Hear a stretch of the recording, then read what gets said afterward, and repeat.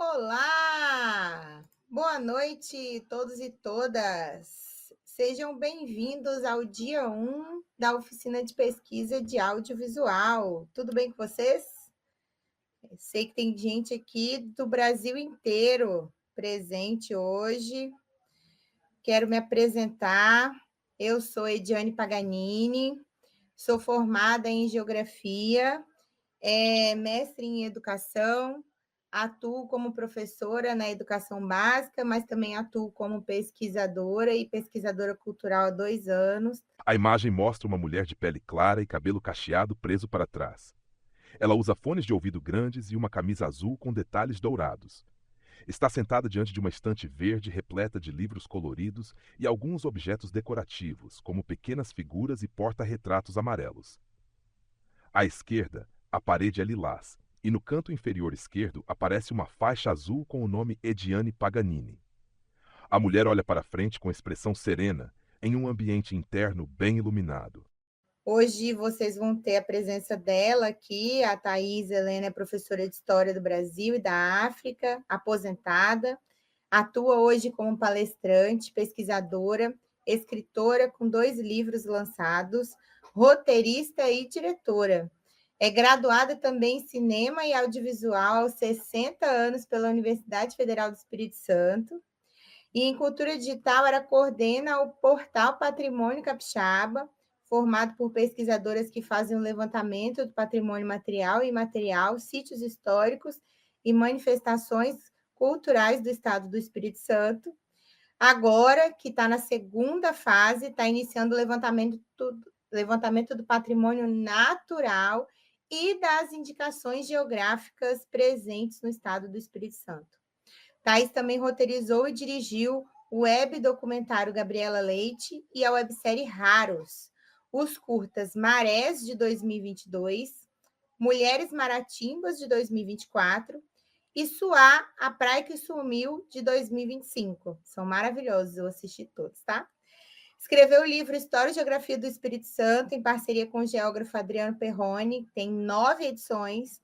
E nesta sexta, dia 10 de outubro, ela vai lançar na Feira Internacional de Literatura Capixaba, Flink, o livro de História do Espírito Santo, que está revisto e ampliado, com destaque para os povos originários, as comunidades quilombolas e a capital Vitória. Então, eu vou trazer aqui para a presença dela.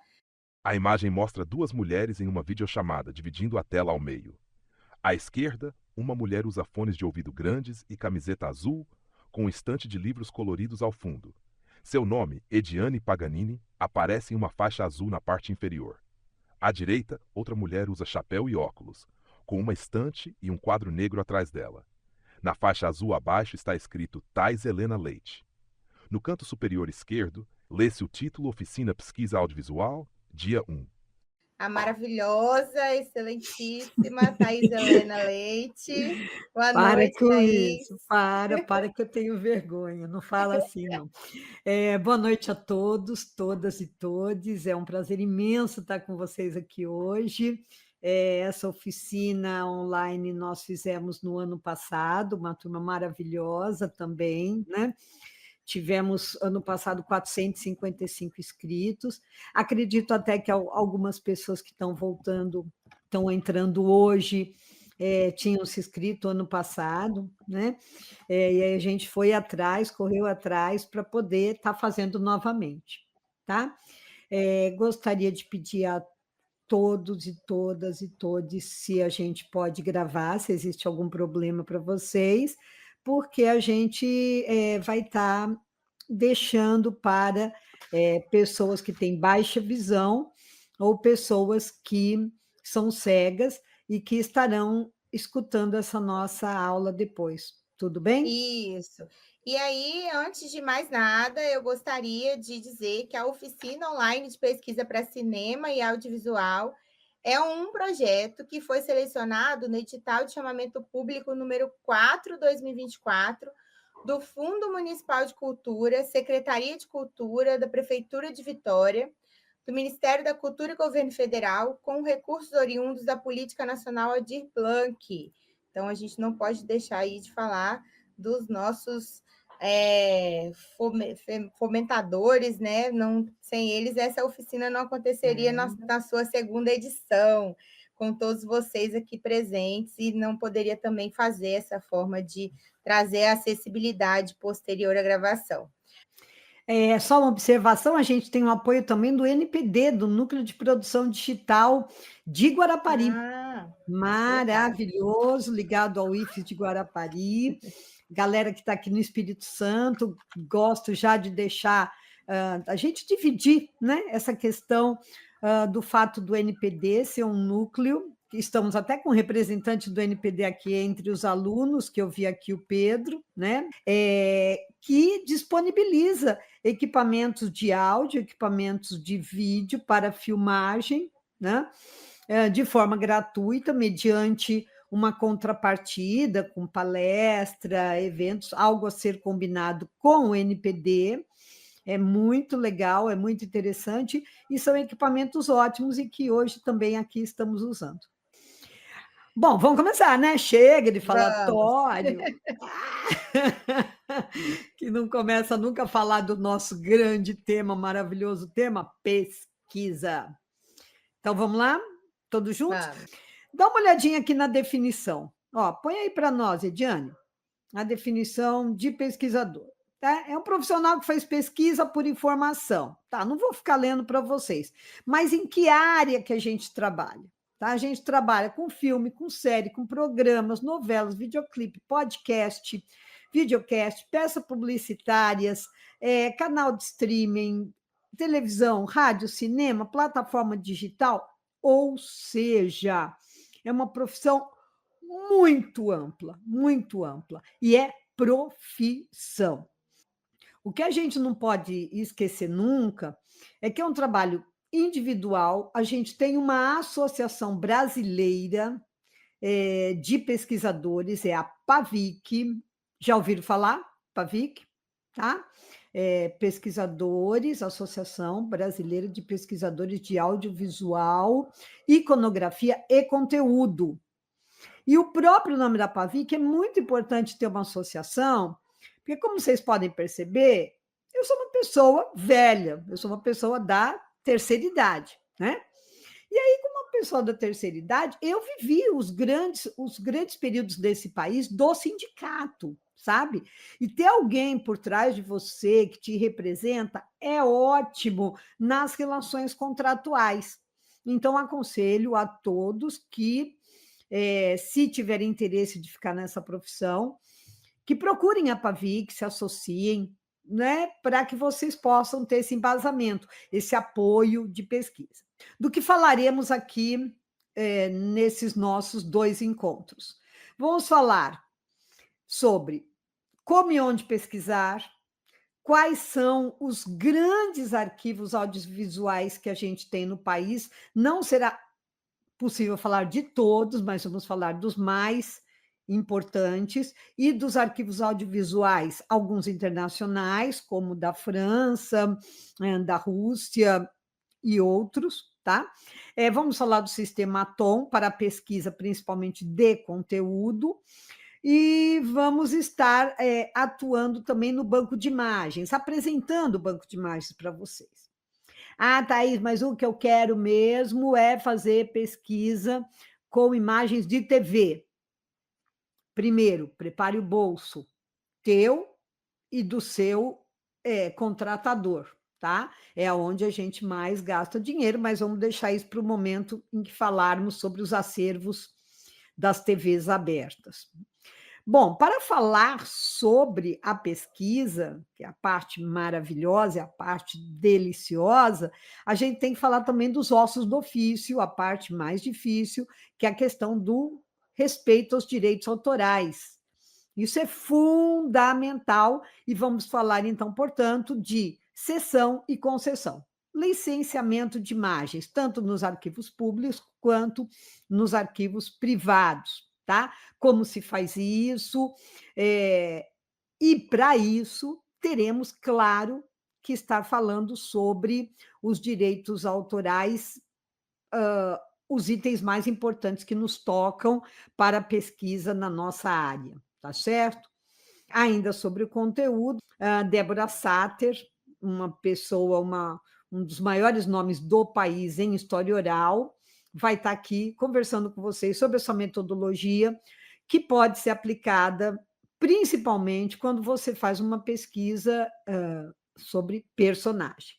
Como é que você começa a fazer uma pesquisa? É tudo muito intuitivo, né? O começo de uma pesquisa, em que você vai buscar as suas fontes de conteúdo, e isso exige que você tenha uma cultura. É a tua cultura, é o teu nicho, é o que você conhece daquela área, sabe?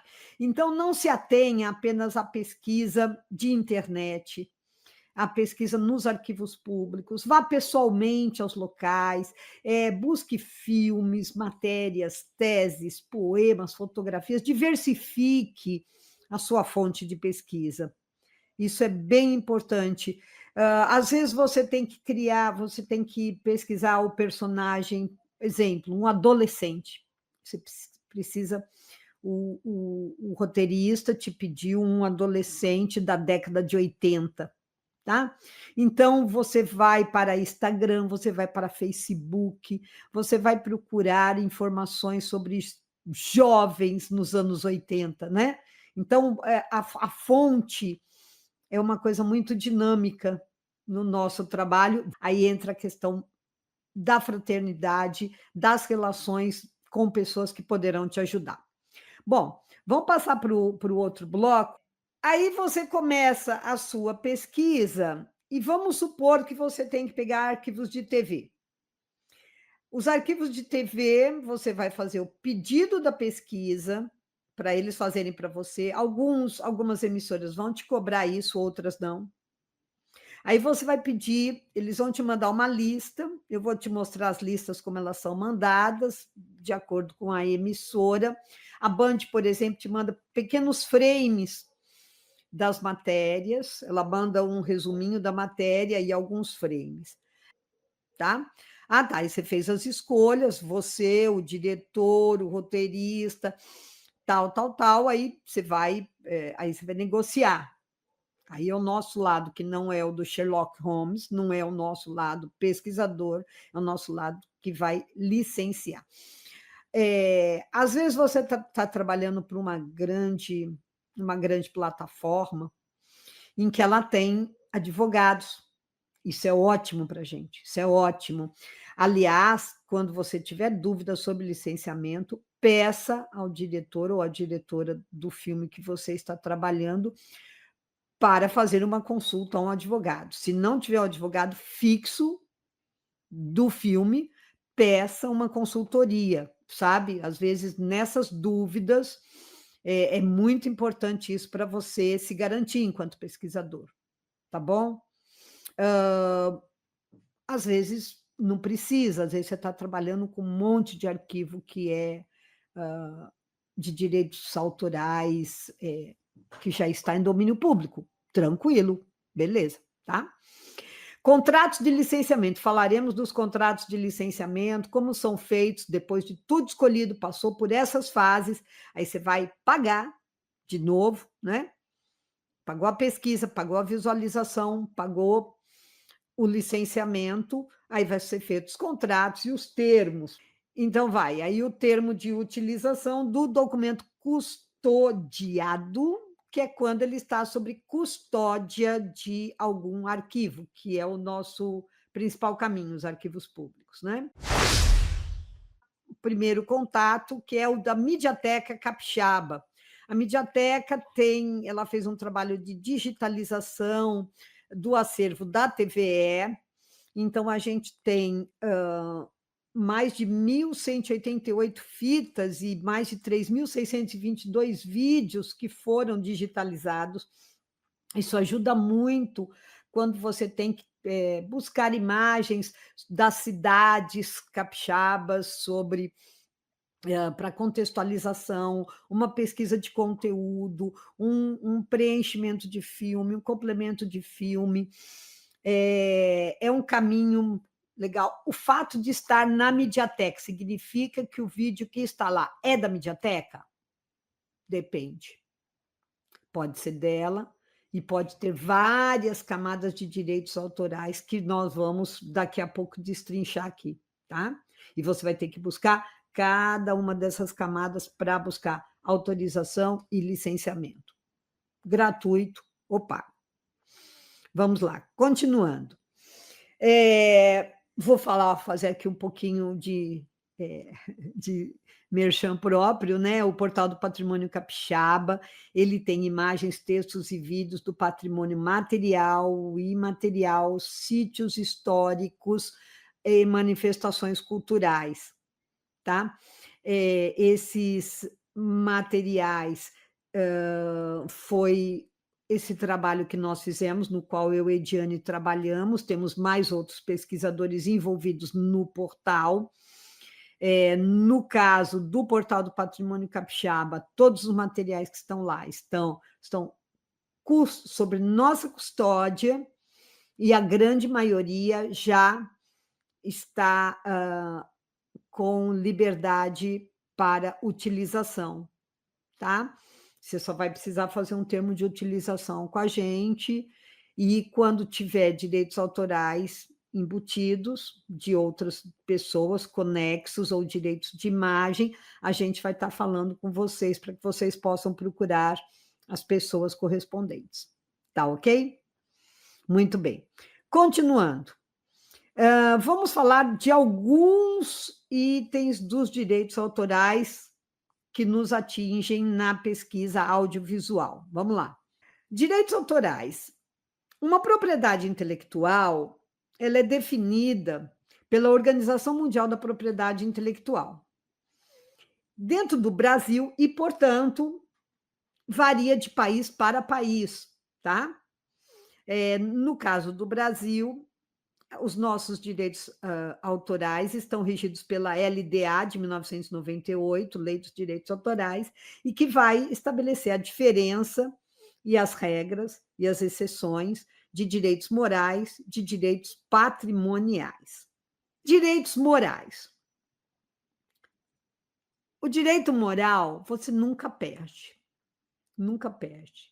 Você tem uma maternidade, uma paternidade do direito moral. Quando falamos de direito moral, não estamos falando de dinheiro. Estamos falando da sua obra. Você criou, ou outro alguém criou. Pessoa, você escreveu um argumento de um filme. O filme já existe. Tá vendo? A simples criação, segundo a LDA, já lhe garante o direito moral, tá? Claro que a gente sempre vai lá e registra, óbvio, né? Quem faz filmes aqui, que está aqui no grupo, sabe muito bem que você vai fazer o Certificado de Produto Brasileiro, o CPB, lá na Ancine, que também é um processo gratuito, né? Dá um pouquinho de trabalho, mas nada absurdo para você registrar o seu filme, tá? Você às vezes faz o roteiro e já registra na Fundação Biblioteca Nacional, ok? Mas se você pega o seu roteiro e manda para o seu próprio e-mail, isto já é uma prova de que ele existe, entende? Perante a LDA, tá? Direito autoral é diferente de materialidade da obra. Por exemplo, você comprou uma tela de um pintor famoso. Você pode rabiscar a tela? Pode? Óbvio que não, de jeito nenhum, tá? Porque ele não perdeu aquele direito moral. Mas eu comprei uma tela do Van Gogh, e Van Gogh já morreu. E daí? Ele continua a ter o direito moral sobre a obra. Ad infinitum, tá? Isso não se perde. O direito moral te dá a paternidade ou maternidade da obra. E isso lhe garante que, por todos os séculos e séculos, amém, seu nome deverá ser atribuído, deverá ter um crédito toda vez que essa obra for feita, que ela for usada, né? Thaís, pode ser nos créditos finais do filme? Claro que pode. Claro que pode. Você vai fazer a referência a todas as imagens que você usou ali no teu filme que não são suas, tá? Todas as fotografias, iconografias que você usou, você vai atribuir. Agora, a gente tem uma coisa do direito moral que é um complicador, que é a questão da integridade. Por exemplo, você vai fazer o seu filme e você quer 20 segundos de uma música do Luiz Melodia, tá? Um trecho, 20 segundos. Muito bem. Além de você pedir para a pessoa que é o herdeiro dele, que tem o direito patrimonial sobre a obra, você tem que pedir também autorização para usar só 20 segundos. Porque você está pegando uma música inteira e vai usar só um pedacinho. Você está mexendo na integridade. Você está entendendo? Está mexendo no contexto da obra. Então, você vai precisar, isso com filme, com livro, você vai pedir autorização. Tá joia? Precisamos sempre colocar os créditos, tá? Nunca esqueça isso. É muito importante que a gente garanta o direito moral das pessoas. Vamos lá, para a próxima. Agora, quando estamos falando, como eu te disse, direito moral inalienável e irrenunciável. Artigo 26. Ah, mas alguém colocou, me fez assinar um papel que eu abri a mão do meu filme. Você pode abrir mão do direito patrimonial, o direito de ganhar dinheiro com ele. Direito moral, não. Ele será seu sempre, mesmo que você assine um papel disso. Beleza? Vamos lá, seguiu. Agora, ao falar de direito patrimonial, estamos falando de dinheiro. Esta foto, quem tem o direito autoral sobre essa foto? A foto da direita mostra um fotógrafo profissional apontando a câmera para uma modelo de costas. A modelo veste saia longa e blusa clara e está em um estúdio fotográfico. Você parou para pensar que tem um rapaz tirando a foto de uma moça. Isso! Muito bem. Quem tirou a foto do fotógrafo tirando a foto? Exatamente. Ele que tem o direito patrimonial. Ele fez o enquadramento em que ele tirou o fotógrafo e a mulher. Ele tem o direito patrimonial dessa foto. Agora, essas duas pessoas têm o direito da imagem. É diferente. São direitos diferentes. Ficou claro isso, gente? Dúvida? Delírios, devaneios, divagações, e-mails, sites, bilhetinhos, CDEX 10, bilhete em garrafa. Vamos lá, continuando. Direitos patrimoniais, eles têm uma temporariedade. Artigo 41. É diferente a temporariedade, o tempo do direito patrimonial para obra literária, para dramaturgia, teatro, música e obras artísticas. É diferente de nós que lidamos com obras audiovisuais e fotografias, tá? Então, por exemplo, a gente está sempre acostumado com aquela frase, 70 anos contados a partir, né, da morte da pessoa, obra literária. Para obra audiovisual, acaba sendo menos. É 70 anos após a divulgação da obra, tá? Vamos supor que eu fiz um filme como diretora quando eu tinha 15 anos. Lancei o filme quando eu tinha 15 anos. Eu não morri ainda, tá? 70 anos depois eu não morri ainda, e meu filme já vai entrar dentro do domínio público. Entendeu? É 70 anos após a divulgação do seu filme, após a fixação da sua foto. Normalmente a gente usa como referência o CPB, o Certificado de Produto Brasileiro, conta 70 anos a partir dele. Mas vamos pegar, por exemplo, uma obra que foi feita em maio de 1955. Tem 70 anos em maio? Ok, fez 70 anos. Mas sempre vence 70 anos em 1º de janeiro do ano seguinte. Então, uma obra de 3 de maio de 1955 ainda não está em domínio público. Ela estará, né? Ela estará em 1º de janeiro de 56. Tá? Tem uma pergunta aqui da Letícia Nogueira. O fotógrafo pode fazer o que quiser com a imagem? Já tive que ouvir isso. Você sabe que eu passei uma situação, poucos dias atrás, estava produzindo um trabalho de uma artista plástica, uma artista de arte muralista, em que ela pegou as fotos do fotógrafo Still e ela mudou a coloração da foto para poder lançar no Instagram. Ela podia fazer isso? Não, né? Ela não tem o direito patrimonial daquela foto. Agora, depois que ela fez um contrato com esse fotógrafo Still, fez um contrato com ele para que ele lhe cedesse, e ela pagou por isso, pelo direito patrimonial, ela passou a ter o direito patrimonial. Mesmo assim, o direito moral da foto é dele, fotógrafo. E para ela mudar a cor, ela está mudando a integridade da foto. Então, tem que pedir autorização para ele também. Não envolve dinheiro, lembra? Direito moral não envolve dinheiro, envolve permissão, tá? Alexandre Fraga Nunes está perguntando aqui: direitos patrimoniais é igual a direitos autorais? Do que concerne ao pagamento, o registrar da autoria?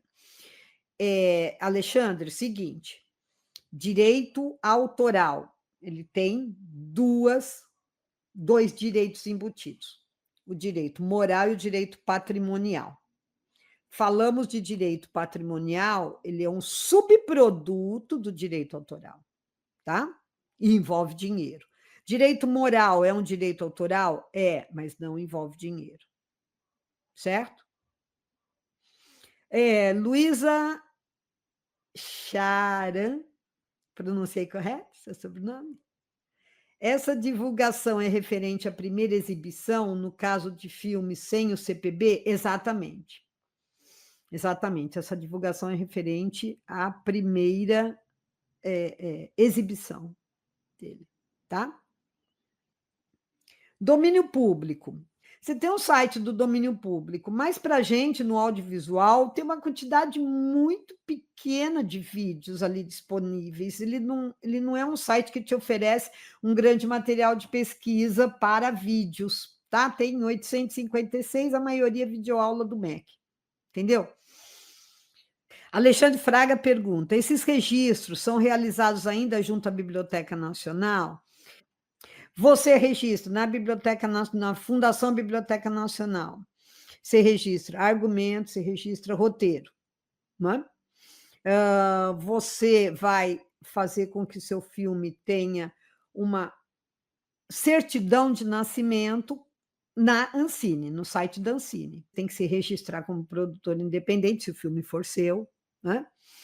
Se registra como produtor independente e vai fazer o certificado de produto brasileiro.